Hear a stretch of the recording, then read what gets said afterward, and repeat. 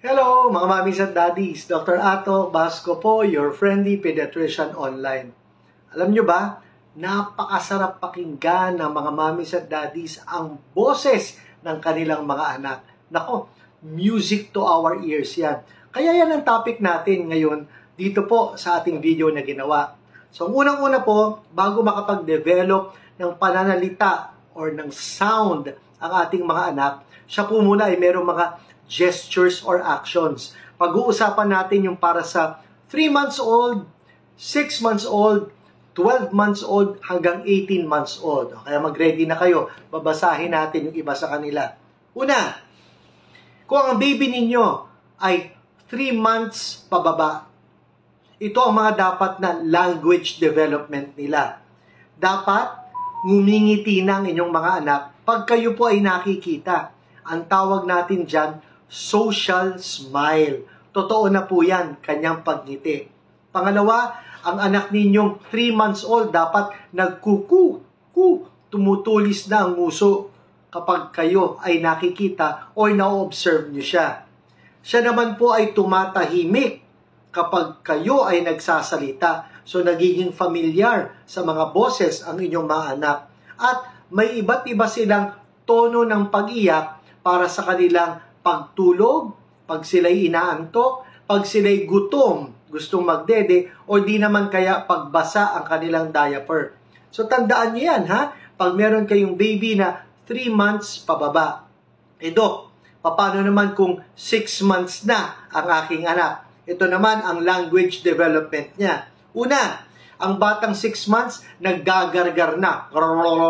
Naglalaro na ng laway. No po, o minsan ang gatas sa kanyang lalamunan. So dapat napapakinggan niyo yan pagka 6 months ng inyong anak. Kapag ang inyong anak po ay 6 na buwan na, tumitingin na siya kung saan nanggagaling ang tunog. Kaya kung meron kang rattle or toy or even boses, dapat po lumilingon na siya kahit bahagya kapag 6 na buwan na ang inyong anak. At napapansin po niya na kapag kayo'y nagpapatugtog ng music, they take note of that. Kung ang music na yan ay classical, jazz, or even yung mga popular songs. So pag 6 na buwan ng inyong mga anak, dapat nagagawa na niya ang mga nabanggit na bagay. Para sa older children, 9 months old hanggang 12 months, ito na dapat ang nagagawa nila, mga mommies at daddies.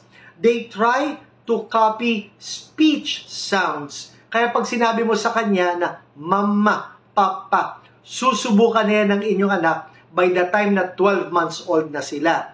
Pangalawa, pwede na silang magsalita by themselves ng mama or papa. Kaya nakakatuwa, you have to video that at itag po ninyo ako pag pinost niyo yan.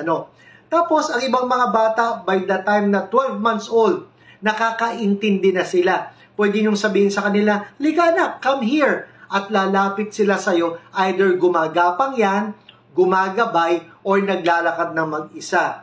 And also, they turn and look at sounds. Kahit na ang sound na ito ay galing sa sasakyan, galing sa animals, galing sa toys, or galing sa ibang tao.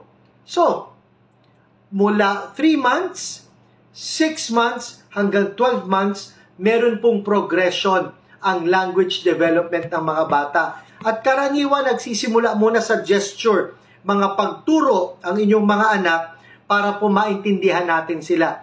So actions speak louder than words dahil huli na nade-develop ang kanilang pagsasalita. And language development is very critical because it reflects ang talino ng inyong mga anak. Kapag maaga nagsalita, mas maaga naging madaldal, mas matalino po ang mga bata. Dr. Ato Basco po, your friendly pediatrician online. Ingat!